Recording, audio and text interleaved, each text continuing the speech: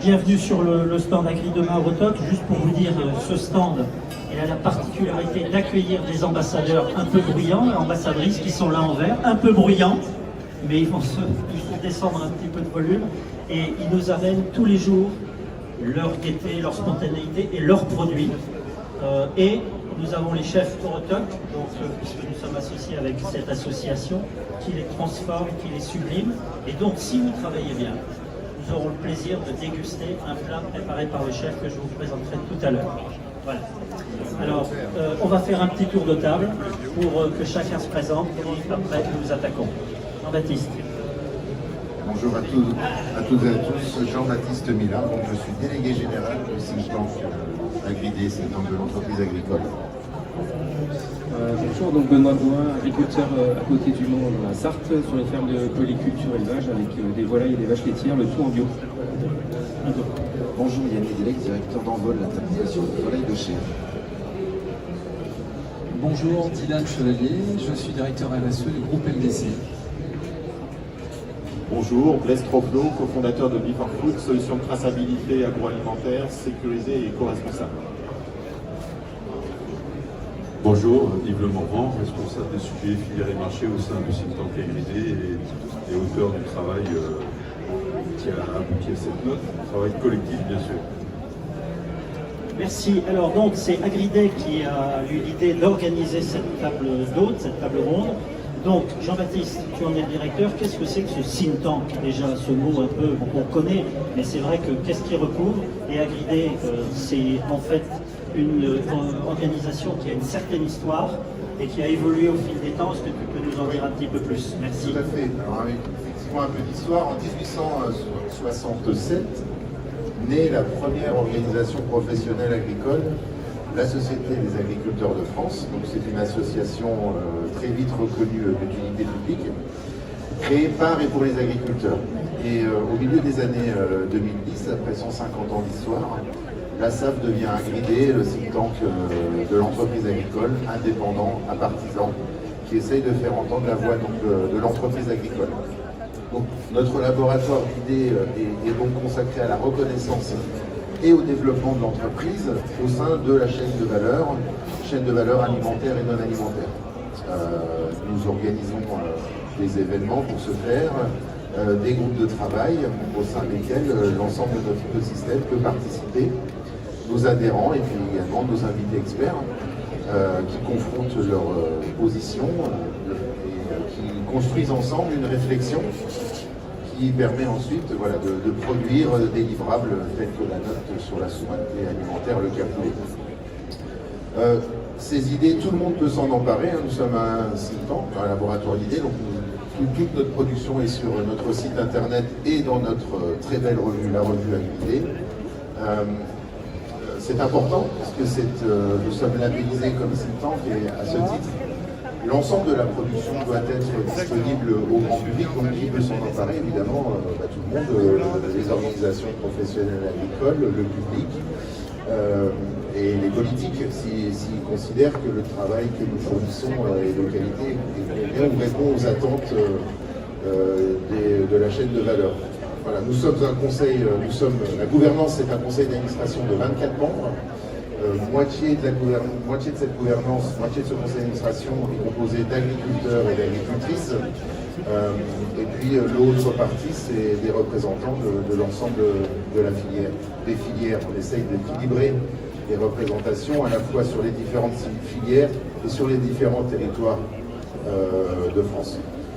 Une équipe d'experts dédiée à cette réflexion. Donc voilà, nous sommes une équipe de 9 personnes, dont 5 experts. Yves est l'un d'entre eux, qui s'occupe donc des filières et des marchés. Voilà pour la présentation d'Agridé. Alors ce que tu as oublié de dire, c'est que dans les mois qui viennent, tout à fait, nous allons échanger de plus en plus puisque nous avons effectivement noué une adhésion croisée qui va nous permettre de renforcer nos liens avec Agri-Demain. Très bien. Et on en est très content. Alors, on va rentrer effectivement dans ce thème de la souveraineté alimentaire. Alors c'est vrai que depuis 2020, en gros, ce terme a repris, avant c'était un peu un mot tabou, Et depuis 2020, quand le président, vous vous rappelez qu'il parlait au moment du Covid, a prononcé cette phrase ô combien célèbre, déléguer, à quelques mots près, hein, déléguer notre alimentation à d'autres est une folie, en mars 2020, c'est depuis ce moment-là que le terme a pris vraiment une importance, que tout le monde a essayé d'incarner un peu cette notion de souveraineté. Mais est-ce que c'est pas pour une posture que cette souveraineté, est-ce que les choses vont avancer? On va le voir. Moi j'ai regardé un petit baromètre qui vaut ce qu'il vaut, mais c'est dans les discours de politique générale de nos premiers ministres. Édouard Philippe a prononcé le terme de la souveraineté. Jean Castex l'a prononcé une fois. Et M. Attal, notre Premier ministre actuel, l'a prononcé 13 fois. Est-ce que ça veut dire qu'on est vraiment parti dans une incarnation du terme et une concrétisation? On va le voir. Sur le cas poulet, je suis un petit peu pessimiste, mais donc je vais donner la parole à l'expert, donc Yves Le Morvan, qui a effectivement fait cette note très intéressante, donc souveraineté alimentaire, le cas poulet. Mais avant de rentrer dans le cas du poulet, Yves, toi, quelle est ta conception de la souveraineté alimentaire? Dans les premiers ministres, on a oublié Elisabeth Borne. Je ne sais pas combien de fois elle l'a dit. Je ne sais pas combien de fois elle l'a dit, mais elle l'a sûrement dit pas mal de fois quand même. Bon. Alors la souveraineté, oui, la première fois où c'est devenu un mot majeur sur le plan politique, tu as raison, c'est 2020, dans le cadre du Covid. Donc ça vient de ce moment-là, de tout simplement l'approvisionnement alimentaire des Français, la fameuse première et deuxième ligne. Alors pourquoi la souveraineté, c'est devenu un thème politique? Le ministère de l'Agriculture désormais a repris également ce mot-là. Donc on y voit quand même des réflexions profondes. Alors pourquoi s'y être intéressé au sein du think tank et avec les collègues qui ont bien voulu partager les réflexions? C'est que tout simplement, la souveraineté, tout le monde en parle, mais elle n'est pas définie. En tout cas, elle n'est pas définie dans les textes. La définition historique ou internationale porte sur la sécurité alimentaire, mais pas sur la souveraineté alimentaire. Et donc ça devient tout de suite un sujet, parce que tout le monde, comme tu le dis, justement s'en empare, que le terme n'est pas défini, c'est assez paradoxal. Et d'ailleurs, encore aujourd'hui, l'endroit où on parle de souveraineté alimentaire, c'est pas n'importe où, c'est dans le code rural.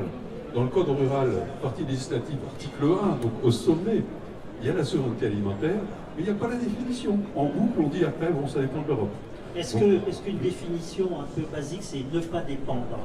Est-ce que c'est valable ou pas du tout, ça? C'est incomplet, je dirais que c'est pas seulement ne pas dépendre, c'est aussi choisir ses dépendances. Parce que c'est choisir ses dépendances ou du moins ses interdépendances. Parce que tout le monde n'a pas la chance d'habiter dans un pays comme la France qui est relativement, je dirais évidemment pas béni des dieux, mais qui est bénéficiaire d'un climat plutôt sympathique. Donc dans des pays qui sont dans des zones plus difficiles, le sujet c'est comment proposer une souveraineté alimentaire en termes choisis.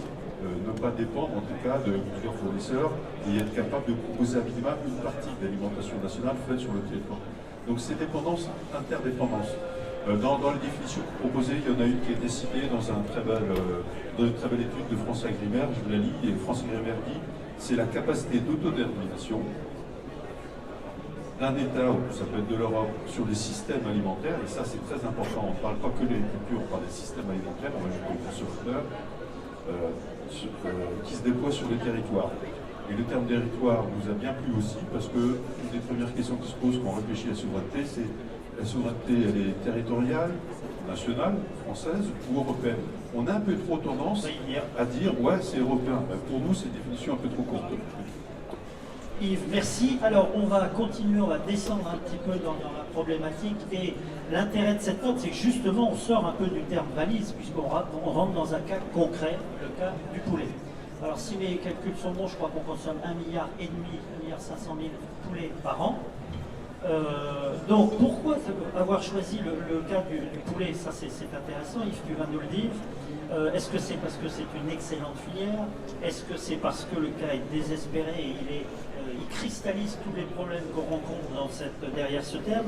En tout cas, tu annonces la couleur dans le début de ton introduction, dans la fin de ton introduction, puisque tu écris « Le poulet serait-il un aimant pour attirer les ennuis ?» Oui, actuellement. Plus généralement, par son cas, il permet de sonder les profondeurs de ce qui s'appelle la souveraineté alimentaire. Alors, Yves, tu ne mâches pas tes mots dans cette introduction, mais dis-nous-en un petit peu plus. Quelles sont un peu les grandes de l'architecture de cette note sur le cas du poulet? Alors effectivement, on s'est posé la question, pourquoi le poulet? Au début, on pensait réfléchir sur la volaille, et puis finalement, la volaille, on l'a recentrée sur le poulet de chair. C'est un peu comme si on avait voulu travailler sur les fruits et légumes. La famille est très nombreuse, donc du coup, arriver à une démonstration qui soit clairement entendue devient difficile. Donc on a centré sur le poulet de chair. Il y a beaucoup d'éléments qui nécessitent ça. Évidemment, il y a un chiffre. Les chiffres ne sont pas magiques.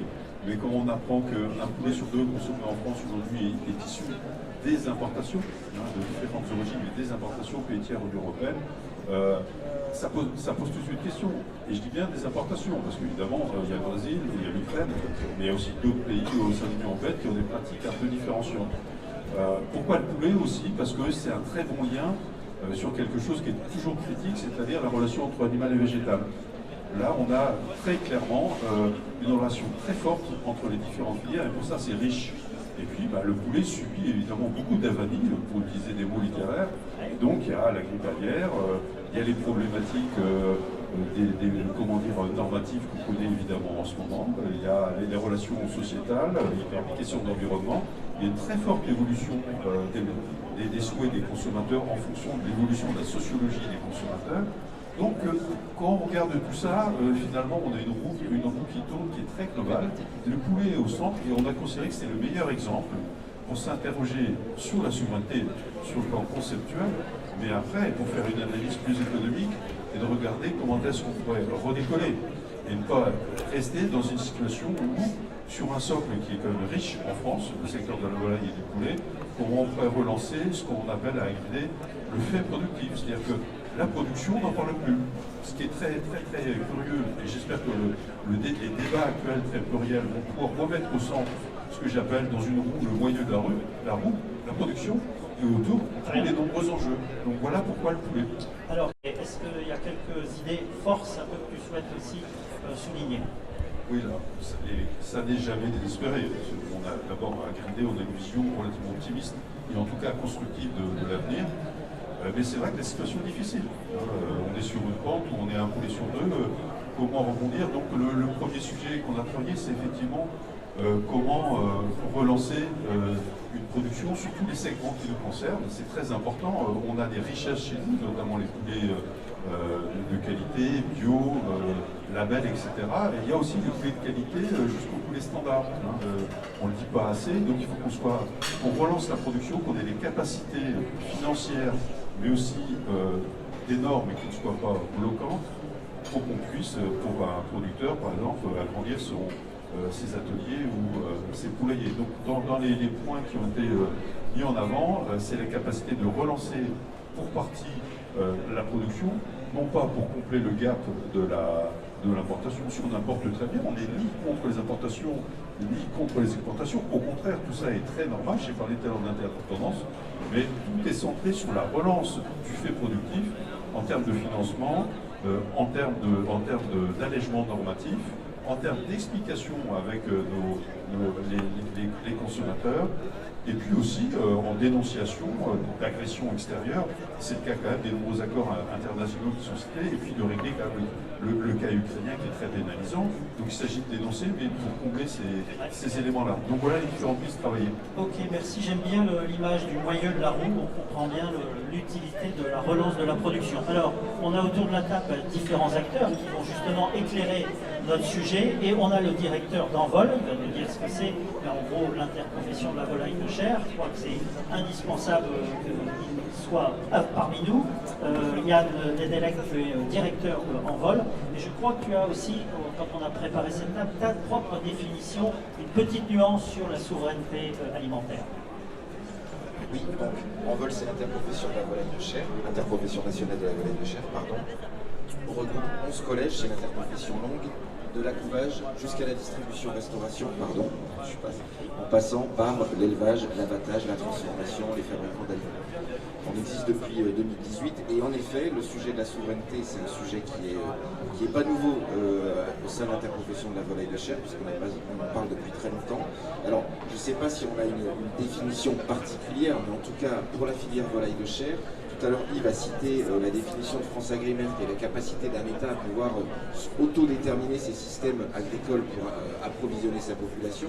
Alors nous, ça nous va plutôt bien, mais pour la filière volaille de chair, la souveraineté, c'est la capacité à répondre à toutes les attentes des consommateurs, en quantité, en qualité, en traçabilité, et le quatrième point, en diversité.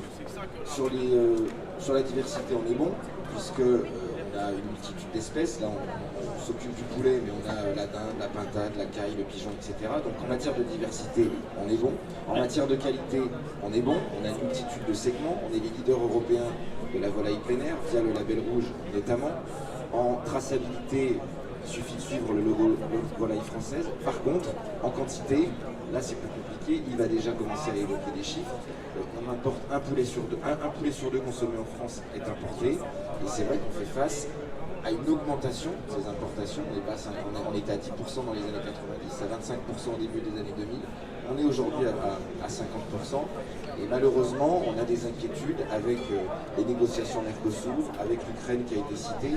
Des inquiétudes qui sont en train petit à petit, pas d'être, on est un peu plus rassuré depuis quelques semaines parce qu'il y a des engagements de la part de l'État qui semblent se concrétiser, déjà pour mettre un plafond d'importation au niveau de l'Ukraine, rejeter les négociations Mercosur, mais tout n'est pas parfait, on doit encore se battre pour des clauses miroirs, etc. et éviter de mettre en concurrence des productions qui ne respectent pas les mêmes règles. Mais voilà, je dirais que pour Envol, la souveraineté, c'est ça, c'est traçabilité, diversité, qualité, quantité. Alors tu évoquais quand même quelques leviers sur lesquels on pouvait agir. Déjà, est-ce que la souveraineté, le périmètre, ça a été évoqué un peu, c'est national, c'est européen? Pour la filière volaille de chair, le périmètre de la souveraineté, il est national. C'est-à-dire que nous, on raisonne, quand on parle d'autodétermination de ces systèmes d'élevage, on le raisonne au niveau national. Par contre, la problématique, les solutions pour améliorer la souveraineté, elles vont se trouver certes au niveau national. Là, on va plutôt parler d'accompagnement au développement de la production sur le territoire, notamment de la production standard, mais elles vont aussi se régler au niveau européen. Tout à l'heure, j'évoquais justement les accords de libre-échange. C'est au niveau européen que ces choses-là vont se régler. Donc, il faut forcément raisonner les deux parce qu'un quart des filets de poulet européens consommés ne sont pas européens. On ne peut pas parler de souveraineté au niveau national sans parler de souveraineté aussi au niveau européen et donner davantage de protection aux frontières. C'est pour ça que nous, on soutient beaucoup l'idée de la force de contrôle qui irait contrôler pas qu'aux frontières, mais aussi directement dans les pays tiers qui nous exportent de la marchandise pour justement essayer de moraliser, je ne sais pas si c'est le mot, mais en tout cas faire en sorte que les produits, encore une fois que je disais, qui rentrent en concurrence avec les nôtres, respectent davantage les mêmes règles. Donc les deux sont complémentaires, il faut qu'on raisonne sur les deux. Est-ce que tu peux nous dire ce qu'est le SINALAF? Le SINALAF en fait est une composante de notre interpro Envol. C'est un syndicat en fait, qui regroupe la totalité des labels avicoles de France. Donc en gros, toutes les volailles qui vont à l'extérieur, le label rouge et la bio.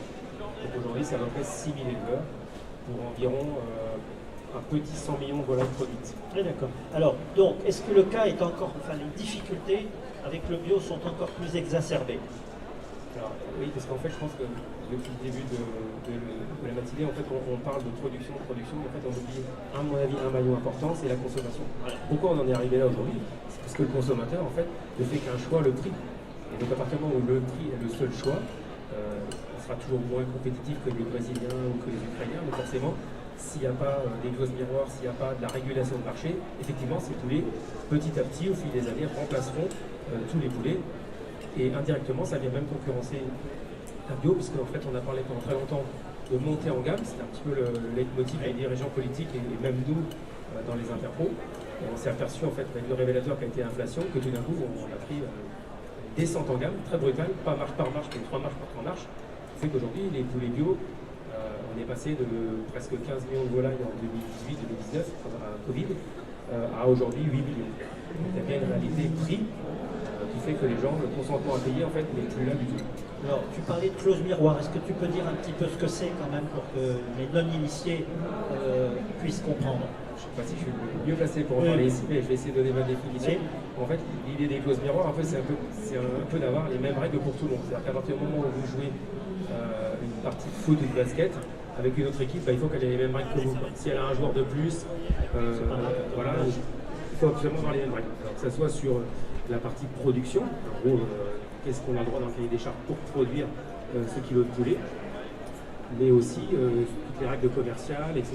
Le type de volaille qu'on importe, est-ce que c'est du mariné, est-ce que c'est du frais, etc. Il y a plein de choses qui font qu'aujourd'hui, il y a des distorsions ou des façons de contourner les choses pour arriver à faire rentrer ces volailles sur notre territoire. Alors, comment on peut agir? Je crois que dans notre préparation, tu avais évoqué la façon dont traiter la voiture électrique, dont le gouvernement aidait ce produit à s'installer. Et alors, dans la mesure où justement il est nouveau, est-ce qu'il y a des moyens de comparaison, une possibilité de dire au gouvernement, vous voyez, vous avez un cas là qui est encore plus, c'est l'alimentation, c'est encore plus important, alors que sur quelque chose comme la machine automobile, on l'aide, on l'impulse. Je pense que si on part du principe que l'alimentation c'est quelque chose de presque plus vital que le transport, à mon sens, sur mon objectif, je pense qu'il est grand temps en fait d'avoir une vraie politique alimentaire. Aujourd'hui, chaque année, avec la politique agricole commune, on dépense 9 milliards d'euros uniquement à la production. C'est réparti plus ou moins bien, on revoit ça tous les 7-8 ans, et on s'aperçoit que ça ne fonctionne pas. On l'a fait pour la bio, on a des aides à la conversion bio, donc on s'est retrouvé avec pléthore de production bio aujourd'hui qui ne trouve pas de débouchés. Donc je pense qu'aujourd'hui, il est grand temps d'avoir une politique de la demande. C'est-à-dire en gros, qu'est-ce qu'on veut manger et comment on fait pour y arriver. C'est-à-dire qu'on sait très bien que les gens qui veulent acheter une voiture électrique, qui ne peuvent pas, il faut les aider, la plupart. Peut-être qu'il est grand temps de penser à une politique alimentaire, conjointement menée, à mon avis, ministère de l'Agriculture et ministère de la Santé, parce qu'on sait aussi bien que bien manger, c'est des coûts de santé en moins. Donc il est grand temps en fait de redéployer peut-être de l'argent qui existe déjà, c'est pas lever un nouvel impôt, vers la demande, choisir la demande qu'on veut, et derrière, s'il y a de la demande, ben, on trouvera la production. Alors vous avez dit, est-ce que produire est devenu un gros mot? Oui, parce que comme en fait la demande est mal définie, en fait les gens ne savent pas vraiment ce qu'ils achètent, et c'est tellement plus simple d'acheter quelque chose qui n'est pas produit chez nous, dont on ne voit pas les effets, qu'on éloigne énormément le consommateur de la production. Qu'est-ce qu'on a évoqué les cantines et qu'est-ce qu'il en est là on est à combien de pourcentage de bio dans les cantines? 8, 10? Alors aujourd'hui, si on regarde les chiffres de ma cantine, on est autour de ça, entre 7 et 8 de produits bio. C'est très bien, on peut encore faire mieux puisque la loi fixe un cap. On nous dit qu'on va renforcer les contrôles, pourquoi pas. Après, ça ne fera pas tout. On sait très bien que les collectivités et la partie restauration hors domicile, cantine scolaire notamment, ça ne fera pas tout. Il faut aussi qu'il y ait une relance de la demande au niveau de la consommation des ménages. Très bien. Je reviendrai vers toi après. Un autre acteur, bien sûr, très important, ce sont les industriels. Et on a la chance d'avoir avec nous le leader, donc LDC. Et Dylan Chevalier est directeur RSE. Donc LDC a la particularité d'être sur toute la filière. Donc on va élargir encore plus le spectre, et pas que sur le poulet. Mais justement, on va évoquer les autres leviers sur lesquels on peut agir. Donc Dylan, déjà nous dire un petit peu LDC, ce que ça représente, même si c'est relativement connu, un acteur important en France et en Europe. Merci. LDC n'est pas le leader en France par contre, parce que le leader en France c'est l'importation. Ah, d'accord. Et c'est bien là le problème, et c'est pour ça qu'on est là. Donc on est leader de la diversité parce qu'effectivement la France est le seul pays au monde à produire des canards barbaries, des pintades, des cailles, des pigeons, etc. Enfin toute cette diversité dont a parlé tout à l'heure parfaitement bien Yann. Le leader des volailles plein air, des volailles sortant à l'extérieur. Ça c'est une particularité française, c'est 20% de ce qu'on produit, 20% de ce qui est consommé à peu près en France, quand c'est moins de 2% dans le reste du monde. On a une diversité aussi des segments et des gammes et des produits. Quand on va dans un rayon à l'étranger, on trouve une grande standardisation des produits. Nous, on est vraiment les champions de la diversité, mais aussi de la gastronomie, parce que derrière, c'est toute l'histoire française. Du savoir-faire des éleveurs, mais aussi des savoir-faire gastronomes. Justement, est-ce qu'on est assez innovant, justement? Oui, alors nous, on développe de l'innovation. Je crois qu'on a fait preuve dans cette filière beaucoup d'innovation pour s'adapter aux attentes des consommateurs. On trouve des produits de volaille aujourd'hui dans le snacking, dans les nouveaux modes de consommation. Cette filière a su, je dirais, se remettre en question, investir, innover. Donc je crois qu'on a beaucoup d'atouts.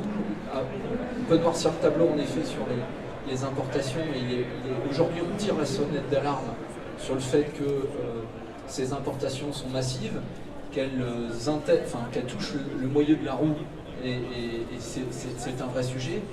Au-delà de ce qu'a dit Benoît tout à l'heure, nous, ce qu'on voudrait ajouter, c'est que oui, il faut réguler les marchés et faire en sorte d'aider le consommateur, parce qu'on ne produit que ce qui se vend. On ne peut pas produire ce qui ne s'achète pas. Et le consommateur, il a besoin de savoir quelle est l'origine du produit. Il le dit dans toutes les enquêtes qu'on mène. Un consommateur, lorsqu'il sait que le produit vient de France, il sait pourquoi il met le prix, et il y a le juste prix en face, parce qu'il sait que c'est l'agriculture derrière la plus vertueuse au monde. S'il ne sait pas quelle est l'origine de son produit, donc nous, on prend un engagement.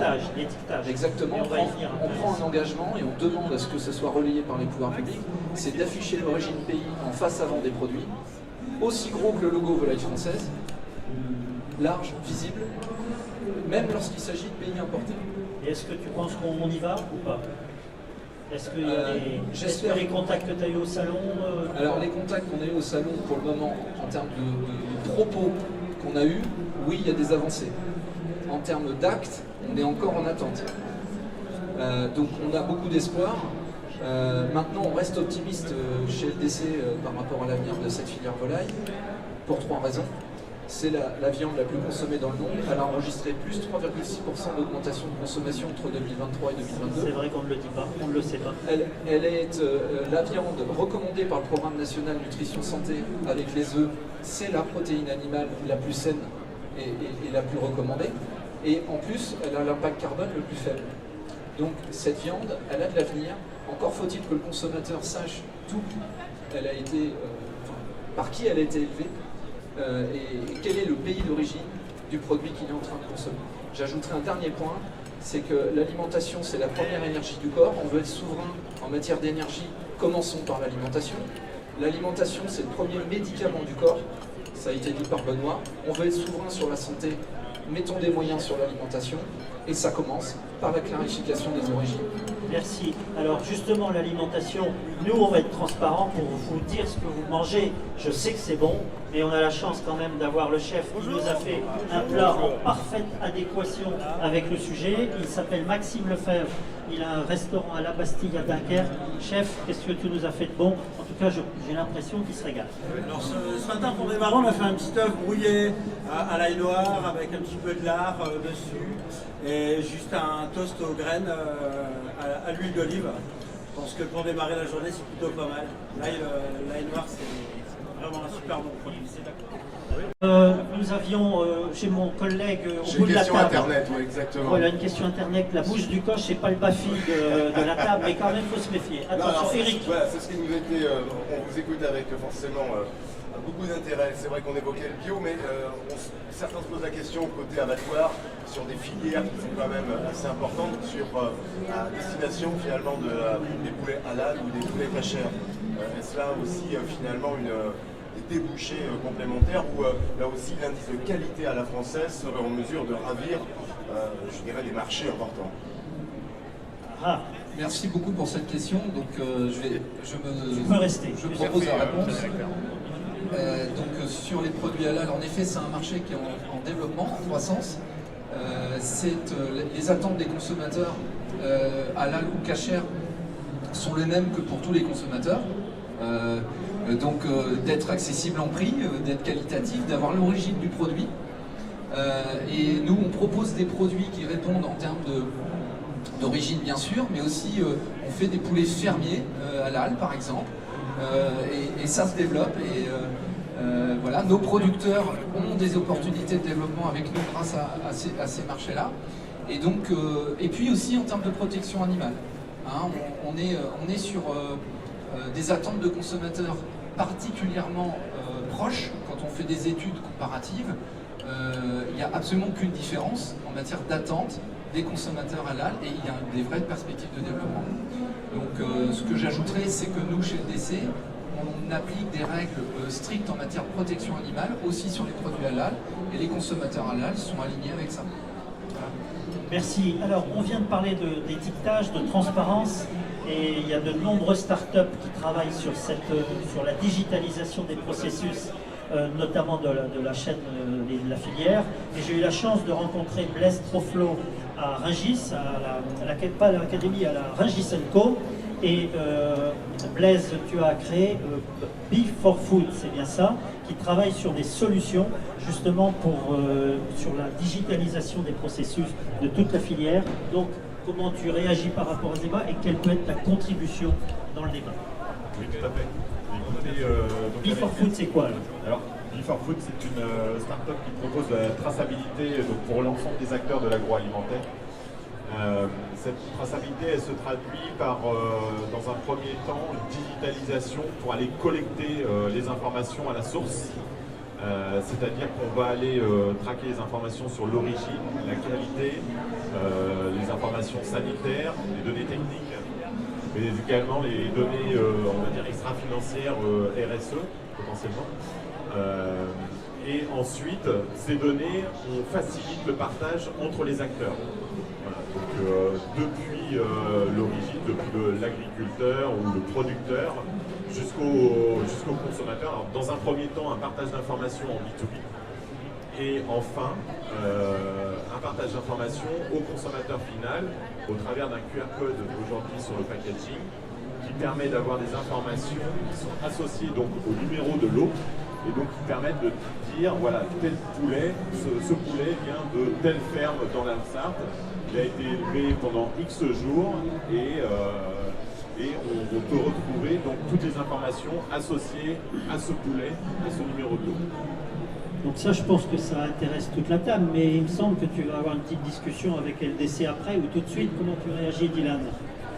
Je réagis très positivement et c'est bien de mettre en lumière la start-up en l'occurrence parce que on est complètement là-dedans en ce moment au niveau de notre filière, c'est-à-dire comment on peut valoriser au quotidien ce que font nos producteurs.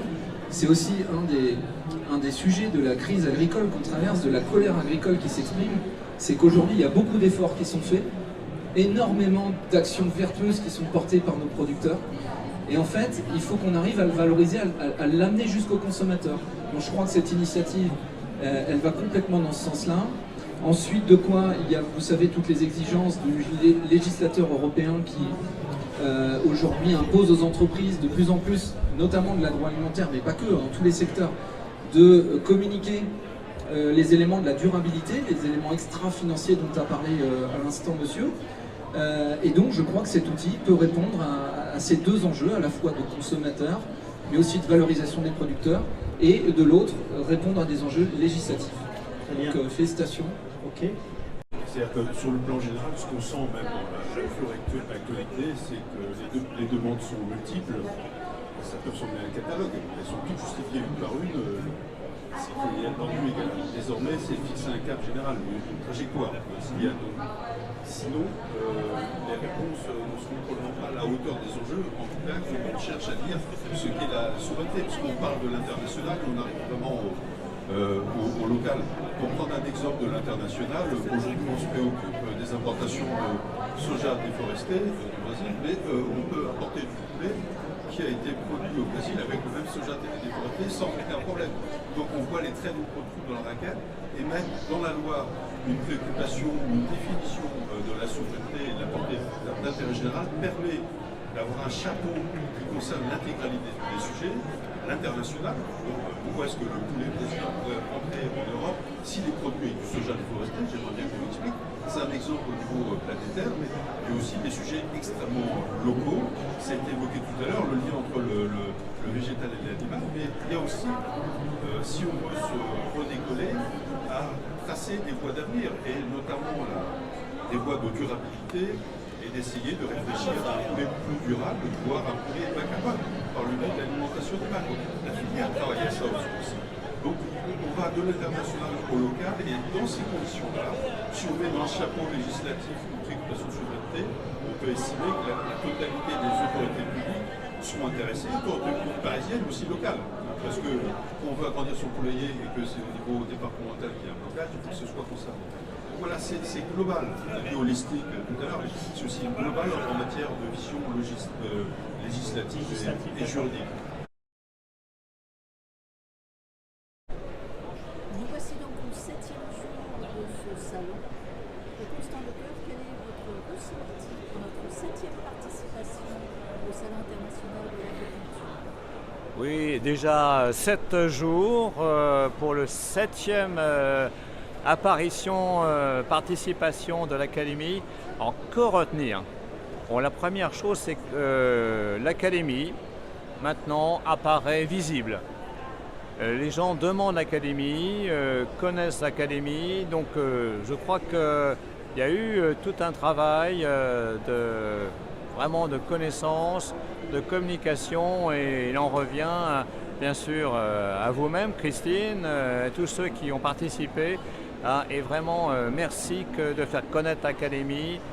Alors on s'aperçoit que les séances de l'Académie sont beaucoup mieux connues aussi, et que ce n'est pas des outils de diffusion. On en parlait encore ce matin avec le directeur général de l'enseignement et de la recherche, que ça pouvait être de très excellents éléments pour l'enseignement, comme richesse de connaissances, de contributions, et de faire savoir ce savoir collectif de l'Académie. Donc ça, c'est le premier point, c'est quand même comment l'Académie est mieux connue et mieux insérée, et qu'elle est aujourd'hui réellement présente sur ce salon en tant que tel.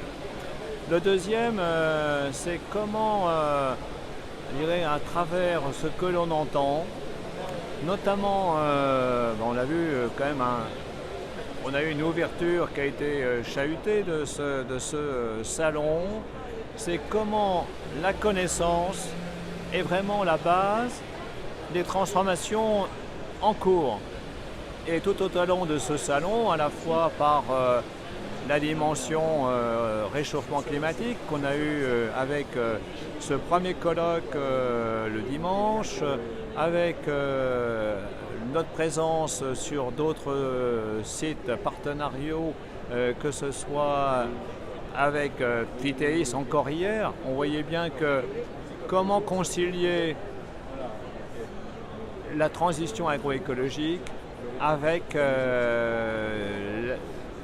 la conduite des cultures, comment aujourd'hui on voit bien qu'on est en recherche de solutions. Alors ça peut être pour certains l'impression de rupture, mais au contraire c'est de montrer que le monde du vivant est un monde en évolution, et que l'Académie doit accompagner cette évolution, et qu'on a une obligation collective de répondre au réchauffement climatique.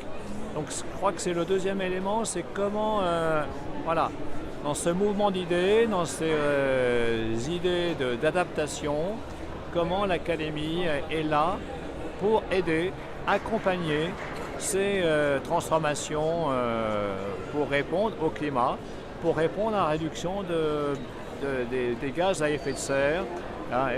C'est tout le rôle de l'Académie de faire savoir.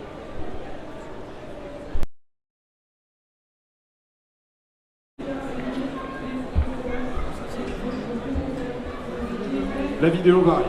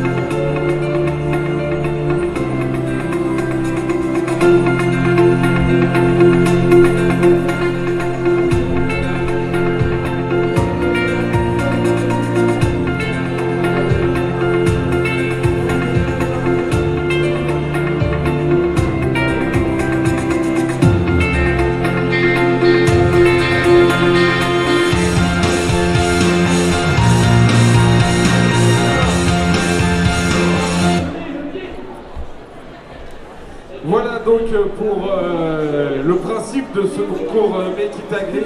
Il y a 9 des 10 finalistes qui sont avec nous aujourd'hui. Et on va tout de suite accueillir les premiers pour qu'ils viennent nous pitcher leur projet. Ce sont les étudiants de l'Uni-la-Salle Beauvais.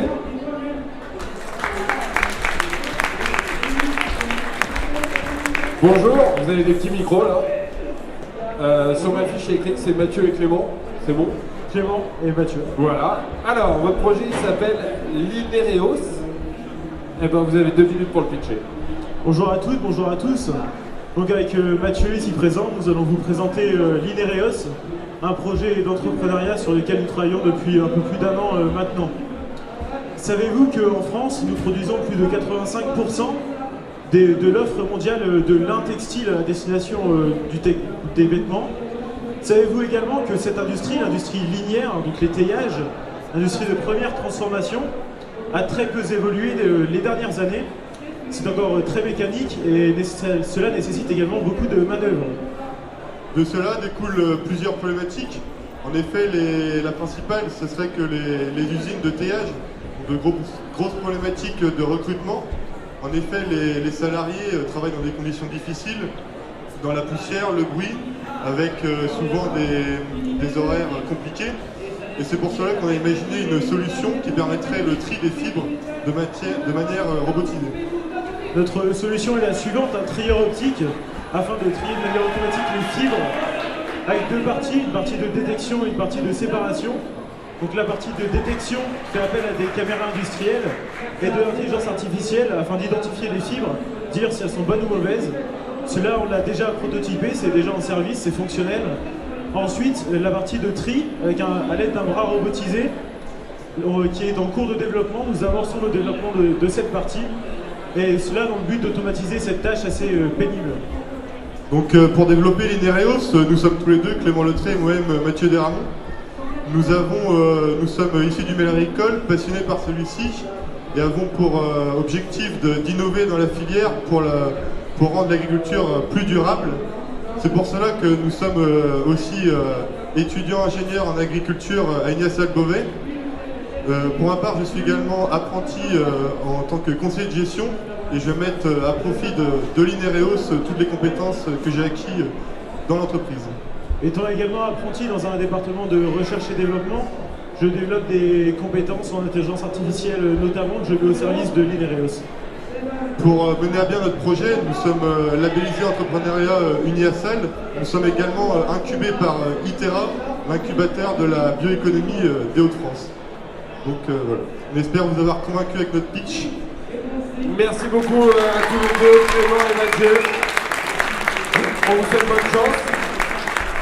On vous laisse regagner la salle et maintenant nous allons accueillir les étudiants de Arts et Métiers ParisTech UTBM qui vont venir nous présenter Shelterbot, François et Théodore. Bonjour.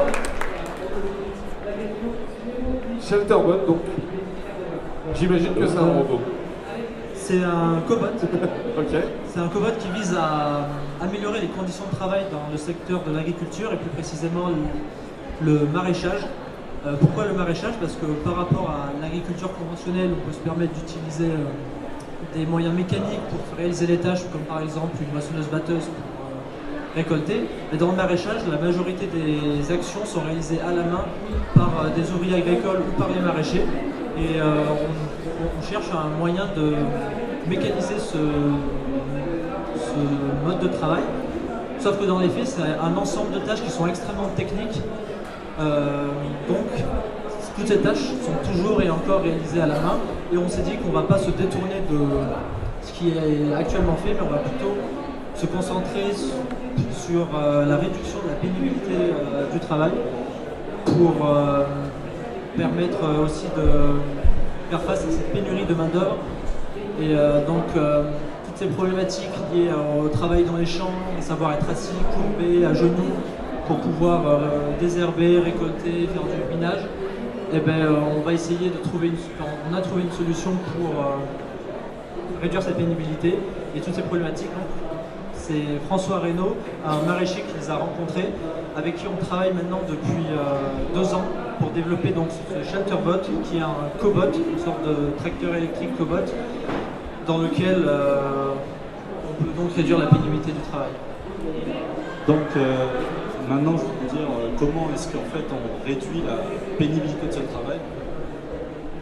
Tout simplement, le robot est une espèce de nacelle qui se déplace le long du son et qui s'adapte au terrain à la hauteur justement des plantations, ce qui permet de réduire les TMS, de réduire la pénibilité du travail parce que la position sera adaptée en fonction du travail qui est nécessaire.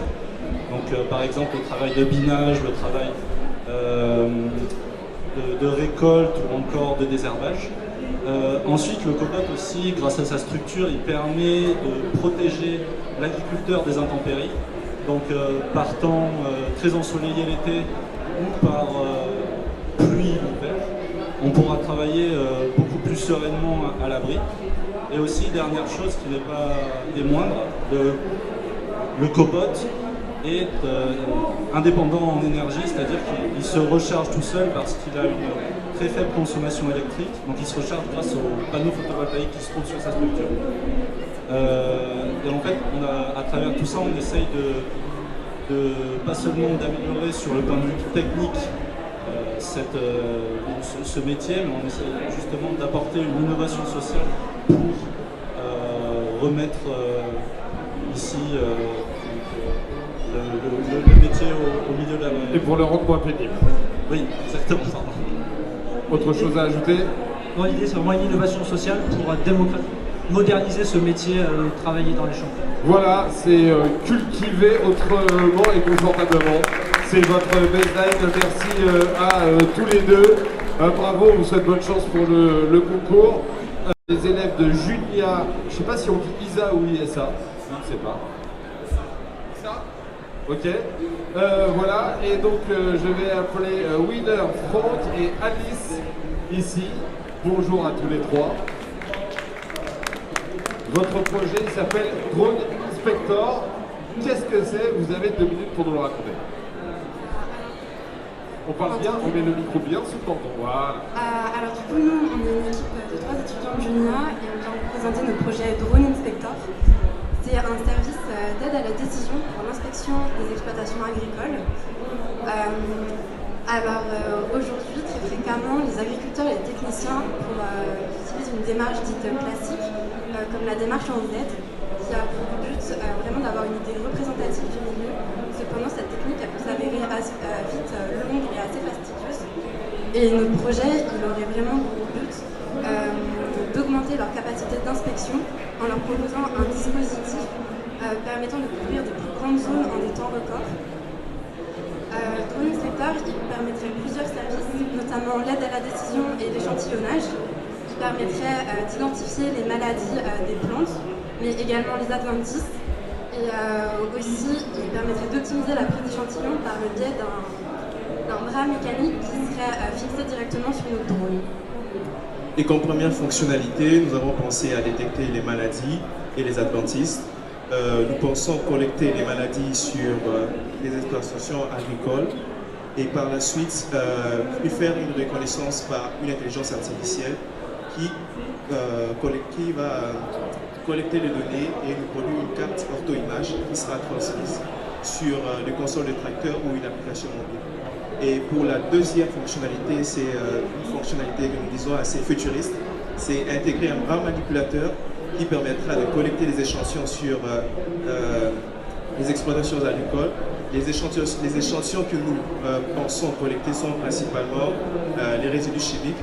Elle peut nous permettre de connaître l'historique de produits chimiques appliqués sur les champs et ainsi connaître la santé des cultures, connaître ce qui a été appliqué et savoir si l'agriculteur reste en conformité en ce qui concerne les régulations de produits chimiques.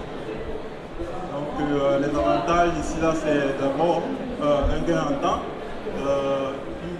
une large couverture des surfaces agricoles et ainsi pour contribuer à une agriculture de précision.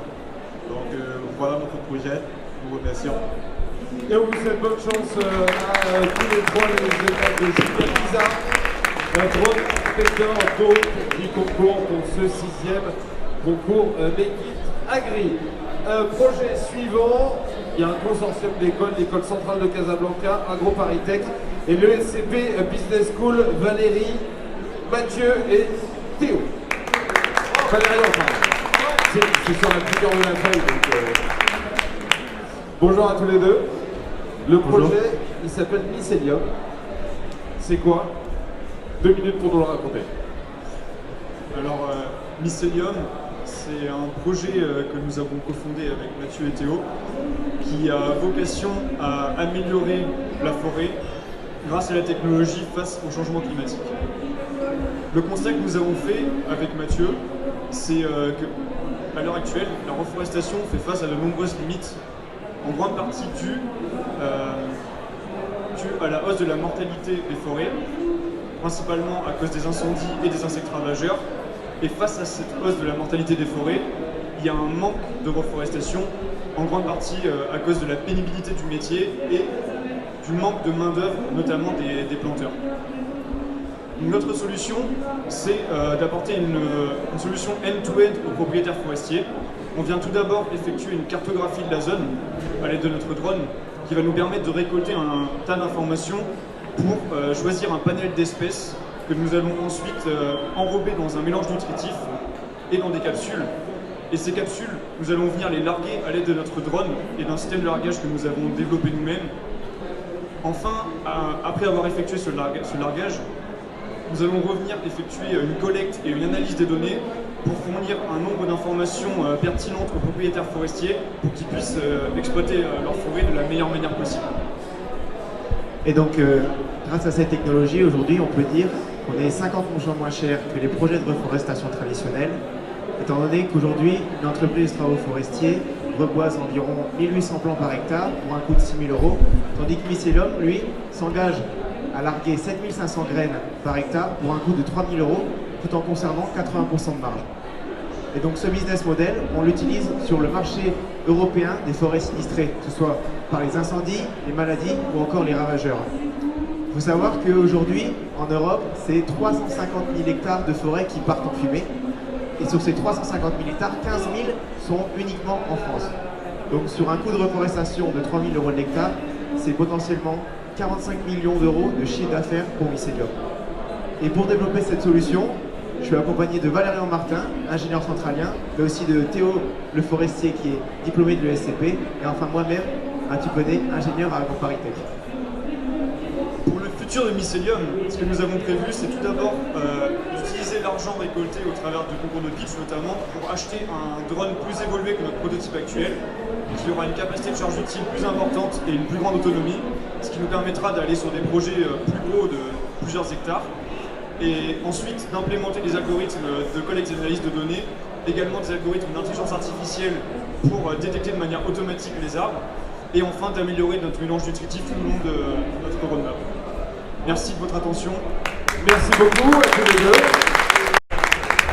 On va maintenant accueillir le projet suivant, c'est le IEA. Le projet s'appelle My Garden et ce sont Emilio et Adrien qui vont venir vous le présenter. Vous pouvez les appeler. Bonjour. Bonjour. My Garden. Qu'est-ce que c'est que My Garden? Est-ce que vous pouvez nous raconter tout ça en 2 minutes?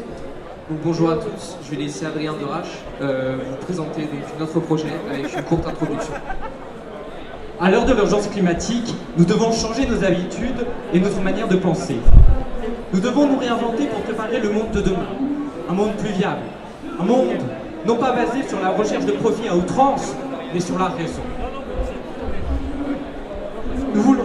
Le réchauffement climatique n'est pas un problème de quelques entreprises qui doivent changer leur manière de produire, mais un problème que nous devons résoudre ensemble, collectivement. Et comme il n'est pas possible de penser collectif sans agir à une échelle individuelle, nous devons redéfinir personnellement ce que nous voulons être, ce que nous voulons construire. Un des vecteurs d'action que nous pouvons mettre en place à une échelle locale pour limiter l'impact du dérèglement climatique, c'est l'entretien d'un potager. Alors quand je dis potager, ce n'est pas une parcelle de terre où on met toutes sortes de produits chimiques destructeurs de la biodiversité et des sols.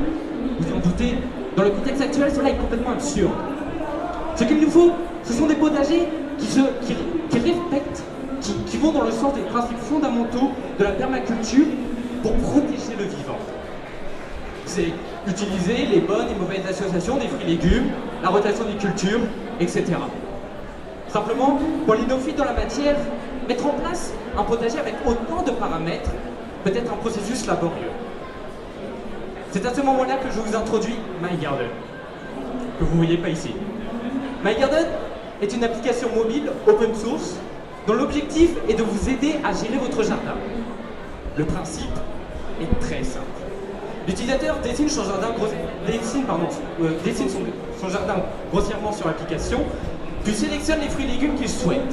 Et automatiquement, l'application va générer un plan du potager sur 20 ans avec les contraintes d'associativité et de la rotation des cultures qui seront prises en compte. Tout à l'heure, j'ai dit que l'application était open source. Je reviens sur ce point car il est extrêmement important et il fait partie du cœur du projet MyGarden. Alors qu'est-ce que ça veut dire open source? Ça veut dire que tout simplement ici et en dehors de cette salle, tout le monde peut avoir accès au code de l'application, tout le monde peut le lire et par extension participer au projet. Et de ce fait, MyGarden s'inscrit dans une démarche de participation citoyenne, à l'image de Wikipédia, cette encyclopédie libre et collaborative, où tout le monde va pouvoir apporter ses connaissances et ses nuances. Merci. Merci à tous. Merci beaucoup à tous les deux. Ça s'appelle donc MyGarden et c'était Adrien et Emilio. On peut encore les applaudir. Projet des étudiants de Télécom Paris. Ça s'appelle Harvest et on va accueillir Martin, André, Gwendal, Sarah et Macha. Ah, vous n'êtes que deux. Et bien vous allez vous présenter du coup. Moi j'en avais 4 sur ma liste. Voilà, le projet s'appelle Harvest. Vous pouvez nous le raconter et vous présenter. Alors, je vais vous présenter le projet Harvest. On va bien dans le micro, bien sûr. Voilà. Que Martin.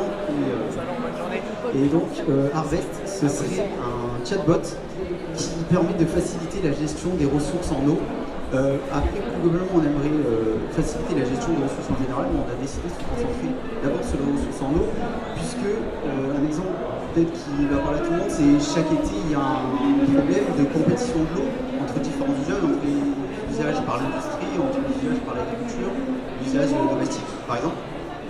Et donc, ce qu'on veut, c'est faire un outil qui peut répondre au maximum de questions que peuvent avoir des décideurs locaux qui vont pouvoir prendre les décisions adaptées à l'agriculture locale, adaptées au climat qui va y avoir local, puisque même à l'échelle de la France, il va y avoir différents climats, et donc prendre des décisions plus précises. Et les dernières avancées dans le domaine de l'IA, et notamment dans le domaine des chatbots, nous permettent de poser des questions et d'y répondre beaucoup plus précisément. Et ensuite, on a une autre partie de notre projet qui est utilisée de la reconnaissance d'image pour avoir à la fois des données qui vont donc des données textuelles, mais aussi des données imagées, puisque en France, on a la chance d'avoir beaucoup de données à la fois textuelles sur data.gouv et à la fois dernièrement d'avoir beaucoup de bases de données satellitaires qui permettent d'observer où on en est en termes de végétation, en termes de ressources en eau. Donc on aimerait allier ces deux côtés de l'IA. Sarah, tu voulais ajouter un mot? Ouais, il a résumé on va se baser sur du langage et du traitement des images pour la gestion de l'eau. Eh ben merci beaucoup, bonne chance pour le concours. Voilà, c'était les deux étudiants de l'école Télécom Paris. On passe à l'université de Toulon, le projet s'appelle Optiplan. On va accueillir les étudiants. Alors là, ils montent en force, ils ont mis leur sweatshirt. Attention, ça ne plaisante pas. Optiplan, 2 minutes pour le résumer, qu'est-ce que c'est? Alors bonjour à tous, je suis Julien Fidel-Terry et avec... Il faut parler dans le micro, mais beaucoup. Voilà. Je recommence, bonjour à tous, je suis Julien Fidel-Terry et avec mon équipe de 10 étudiants, on ne va plus tous être présents ici malheureusement, nous avons créé notre projet Optiplant car nous nous sommes rendus compte que 25% du rendement de plantation était amélioré lorsqu'elle était utilisée dans un système hydroponique. Or, dans le cadre actuel, la préservation de nos ressources est essentielle. Nous pensons que notre projet Optiplant permettra de répondre à la problématique de cette production. Donc notre projet est un système hydroponique entièrement automatisé et autonome en énergie. Et je vais laisser mon collègue vous dire plus. Alors, pour que notre projet soit autonome en énergie, il y a tout d'abord un système de panneaux photovoltaïques qui vient alimenter notre système. Par exemple, une partie ombrière qui vient optimiser le temps d'ensoleillement des plantes, commandée à l'aide de différents capteurs et d'une station météorologique. De plus, ce système d'ombrière nous permet de collecter l'eau de pluie. Cette eau de pluie est ensuite traitée et transformée en une solution nutritive. Et ensuite transformées en différentes recettes qui sont distribuées dans les différentes parties de notre plantation. Ça permet du coup d'avoir dans une même plantation différents types de plantes et ça nous permet à nous d'avoir un plein contrôle et une pleine optimisation énergique. Donc, vas-y. Donc on était à l'optimisation énergétique. Non, l'optimisation énergétique en utilisant au mieux nos ressources naturelles. Par exemple, nous venons de la région PACA. C'est une région qui souffre cruellement d'un manque d'eau. Du coup, pour nos agricultures, il faut absolument que cette eau soit au maximum rentabilisée. Ensuite, l'idée avec cette plantation, c'est de pouvoir l'instaurer dans différents endroits, dans le milieu vert, mais aussi dans des endroits tels que, pour nous, nous souhaitons la mettre sur le toit de notre université pour qu'un endroit où normalement l'agriculture soit impossible, on puisse faire de l'agriculture et un potager. Merci beaucoup, merci, bravo à tous, très joli entretien. Les étudiants de Polytech Orléans UPEC avec le projet Pulse XBot. Vous pouvez les applaudir. Bonjour à tous les deux, choisissez le micro que vous voulez, vous le mettez bien sous la bouche et on vous écoute pour présenter votre projet. Alors, bonjour à tous, moi c'est Eric Faye et avec ma collègue Jaël Maëva, présentons le projet Pulve XBot. Ça vient du constat que de plus en plus on remarque une pénurie de main-d'œuvre en France dans le domaine de l'agriculture. Et pour donner des chiffres, entre 2019 et 2021, on a une chute de 13%. Ceci parfois est dû au fait que les professionnels sont exposés à des produits chimiques durant les opérations de pulvérisation. De plus, l'Agence nationale de la sécurité alimentaire a partagé des chiffres comme quoi plus de 75% des 2000 qui sont intoxiqués sont dus au fait qu'ils sont exposés à des produits chimiques durant les opérations de pulvérisation. Donc aussi, on a remarqué que, juste dans la même agence, que les échantillons de fruits et des légumes testés ont des limites supérieures à la réglementation des pesticides qui doivent être contenus dans les fruits et légumes. Donc c'est de ce fait que nous avons proposé un robot qui permet de faire une pulvérisation de précision dans le milieu viticole. Pourquoi le milieu viticole? Parce qu'on a remarqué que plus de un quart des produits chimiques pulvérisés viennent du milieu viticole. Donc c'est un intérêt économique. Donc Pulve XBot, c'est on va dire dans le domaine de la robotique mobile. C'est un robot enjambeur qui va permettre la pulvérisation précise sur des lignes. Donc le Pulve XBot, il sera doté d'une caméra qui va permettre le comptage des pieds de vigne premièrement. Et l'idée en fait c'est que le robot il puisse naviguer dans des champs de vigne de manière autonome, donc pas besoin de le commander. Il sera aussi doté d'un système de modulation de dose. Donc le système va permettre en fait de pulvériser de la matière. Donc ici on appelle ça de la bouillie. Il va pulvériser de la bouillie et grâce à des panneaux récupérateurs, du coup ces panneaux récupérateurs vont permettre le recyclage de la bouillie qui sera pulvérisée. Donc en gros l'idée c'est de pouvoir concevoir du coup un robot enjambeur qui va faire de la navigation en toute autonomie et donc au niveau il y aura aussi une automatisation de la pulvérisation et pour finir ça sera aussi basé sur l'efficacité de la pulvérisation, surtout au niveau de la précision de la pulvérisation sur des vignes parce qu'on a remarqué que lorsqu'on pulvérise c'est un peu il y en a un peu partout, c'est pas exactement. Ça se concentre pas là où ça doit aller. Exactement, merci.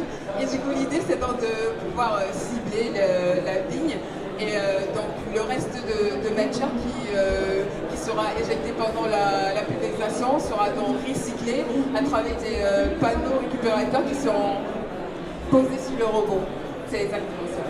Merci beaucoup, bravo à tous les deux. Bonne chance. AgroParisTech, le projet s'appelle Be-Linked. Et si je ne me trompe pas, c'est Paul et Paul. C'est ça, voilà. Oui, absolument. Alors Paul et Paul, allez-y. Bonjour à tous, on va commencer cette présentation par une citation qu'on attribue souvent à Einstein, qui est que sans les abeilles, d'ici 4 ans, l'humanité serait vouée à mourir. Alors, bon, c'est pas une très bonne nouvelle, sachant qu'en plus en France, c'est près de 1/4 des colonies qui meurent chaque année. Ça représente des milliards d'abeilles. Et donc c'est fort de ce constat et d'une expérience maintenant de plus d'une dizaine d'années dans l'apiculture, où nous aussi on a fait les frais de ces pertes de colonies, qu'on a décidé de créer Be-Linked. T'as de la chance. Alors Be-Linked, qu'est-ce que c'est? C'est tout simplement une solution de ruche connectée. Concrètement, ce que ça veut dire, c'est qu'on va venir placer des capteurs dans des ruches qui sont existantes. Donc on va remonter tout un tas de données. Donc on a l'humidité, le poids, la température. On a également un micro qui va capter les sons dans la ruche. Et toutes ces informations, ça va permettre d'avoir un suivi de l'état de l'essaim qui est à l'intérieur de la ruche en temps réel, ce qui est super pratique pour l'apiculteur. Je peux prendre un exemple, par exemple le poids. On va pouvoir suivre les courbes de poids et ça va pouvoir nous donner des estimations de la production de miel. Et à côté de ça, on a conçu un algorithme de santé qui est basé sur l'intelligence artificielle, qui va pouvoir analyser les données de votre ruche et celles de vos voisins, de votre entourage. Et ça va pouvoir venir vous conseiller et vous alerter en cas de problème, s'il fait trop chaud, s'il fait trop froid, en cas d'attaque de frelons aussi par exemple. En très bonne nouvelle, on a donc une ruche connectée. Mais Be-Linked, c'est plus qu'une ruche connectée, c'est avant tout de l'échange. Parce qu'en fait, on propose une interface communautaire au travers de l'application web, où les apiculteurs vont pouvoir échanger entre eux sur leurs pratiques, les méthodes qu'ils utilisent, mais aussi avec le grand public, pour faire découvrir la vie d'une abeille, qu'est-ce que c'est, son importance sociétale. Et on peut imaginer que vous puissiez acheter vous-même votre miel auprès de l'apiculteur que vous suivez. Pour conclure, donc je m'appelle Paul, ingénieur AgroParisTech en double diplôme avec HEC. Je suis plus sur la partie business du projet. Je m'appelle également Paul, je suis ingénieur, je suis étudiant ingénieur à l'ESIGELEC à Rouen. Et moi je me suis plutôt focalisé sur la partie applicative, donc l'application que vous retrouverez sur votre téléphone, sur votre PC. Voilà, donc à l'heure actuelle on est au stade de prototype. On a sélectionné 10 apiculteurs auxquels on va envoyer notre projet pour qu'il soit bêta testé, c'est-à-dire vérifier que tous les capteurs fonctionnent comme on le veut et si l'application est agréable à utiliser.